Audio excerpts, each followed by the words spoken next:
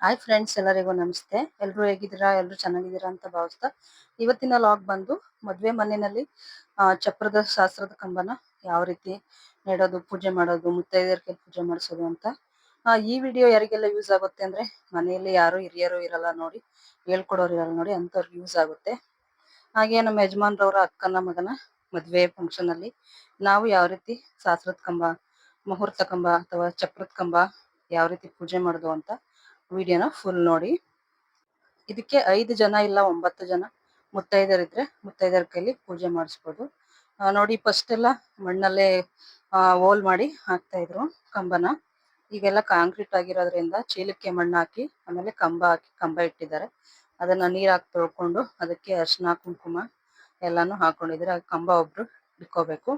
ಹಾಗೆ ಪೂಜೆ ಸಾಮಾನೆಲ್ಲ ತರಬೇಕು.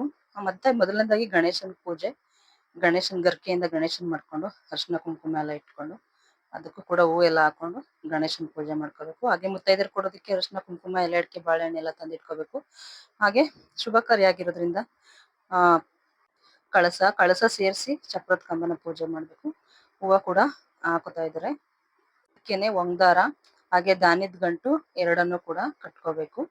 ಪೂಜೆ ಮಾಡೋದಕ್ಕೆ ಹಾಲು, ತುಪ್ಪ ಎರಡನ್ನು ಕೂಡ ತಗೊಂಡಿದೀವಿ. ಹಾಗೆ ಎಲೆ ಅಡಿಕೆ, ಬಾಳೆಹಣ್ಣು, ತೆಂಗಿನಕಾಯಿ, ಹೂವು, ಗಂಧದ ಕಡ್ಡಿ, ಕರ್ಪೂರ ಇಷ್ಟನ್ನು ಕೂಡ ತಗೊಂಡಿದ್ದೀವಿ. ಮುತ್ತೈದೆಯರ್ ಕೊಡೋದಕ್ಕೆ ಎಲೆ ಅಡಿಕೆ, ಅರಿಶಿನ ಕುಂಕುಮ, ಹಾಗೆ ಅರಿಶಿನದಕ್ಕಿ, ಶ್ರೀಗಂಧ ಇಷ್ಟನ್ನು ಕೂಡ ತಗೊಂಡಿದ್ದೀವಿ. ಅದ್ರ ಜೊತೆ ಕುಂಕುಮದ ಅಂಗಡಿಲಿ ನವರತ್ನದ ರಳಗಳು ಅಂತ ಸಿಗುತ್ತೆ. ಇಲ್ಲ ಅಂದ್ರೆ ಯಾವ್ದಾದ್ರು ಬೆಳ್ಳಿ ಇಲ್ಲ ಚಿನ್ನ ಏನಾದ್ರೂ ಹಾಕ್ಬೇಕಾಗುತ್ತೆ. ಇದ್ರ ಜೊತೆಗೆ ಚೀಲಕ್ಕೆ ಹಾಕಿ ಪೂಜೆ ಮಾಡ್ಬೇಕಾಗುತ್ತೆ ಚಪ್ರದ ಕಂಬಕ್ಕೆ. ಒಂದ್ 5 ಜನ ಮುತ್ತೈದೆರೆಲ್ಲರೂ ಕೂಡ ಪೂಜೆ ಮಾಡ್ಕೋಬೇಕು. ನೆಕ್ಸ್ಟ್ ಎಲ್ಲ ಲಾಸ್ಟ್ ಅಲ್ಲಿ ಒಂದ್ 5 ಜನ ಅದಕ್ಕೆ ಹಾಲನ್ನ ಬಿಡ್ಬೇಕಾಗುತ್ತೆ. ನಾವೊಂದ್ ಲೋಟದಲ್ಲಿ ಹಾಲು ತಗೊಂಡಿದೀವಿ. ಹಾಗೆ ತುಪ್ಪ ಕೂಡ ತಗೊಂಡಿದೀವಿ.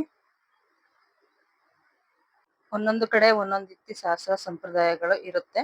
ನಮ್ ಸೈಡ್ ಯಾವ ರೀತಿ ಇದೆ ಅಂತ ನಾನು ವಿಡಿಯೋ ಮಾಡಿದೀನಿ. ಫುಲ್ ವಿಡಿಯೋ ನೋಡಿ.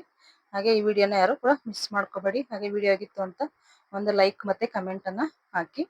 ಹಾಗೆ ಚಪ್ರ ಹಾಕೋದಿಕ್ಕೂ ಕೂಡ ಮೊದ್ಲೇನೆ ಈ ಚಪ್ರದ ಕಂಬ ಪೂಜೆ ಅನ್ನೋದನ್ನ ಮಾಡ್ಕೋಬೇಕು.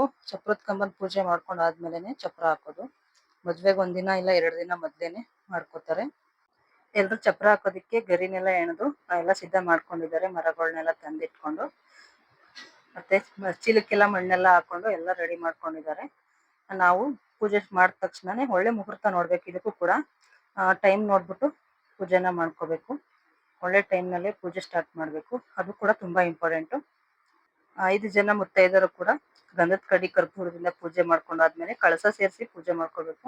ಆದ್ಮೇಲೆ ಅವರಿಗೆ ಅರಿಶಿನ ಕುಂಕುಮ ಹಾಗೆ ಎಲೆ ಅಡಿಕೆ, ಬಾಳೆಹಣ್ಣನ್ನ ಕೊಡ್ಬೇಕು. ಈ ರೀತಿ ಕಳಸ ಸೇರಿಸಿ ಪೂಜೆ ಮಾಡ್ಕೊಂಡಾದ್ಮೇಲೆ 5 ಜನಕ್ಕೂ ಅರಿಶಿನ ಕುಂಕುಮ ಕೊಡೋದನ್ನ ಮಾತ್ರ ಮರಿಬಾರ್ದು. ಅದಾದ್ಮೇಲೆ ಚಪ್ರ ಹಾಕೋದಕ್ಕೆ ಸ್ಟಾರ್ಟ್ ಮಾಡ್ತಾರೆ.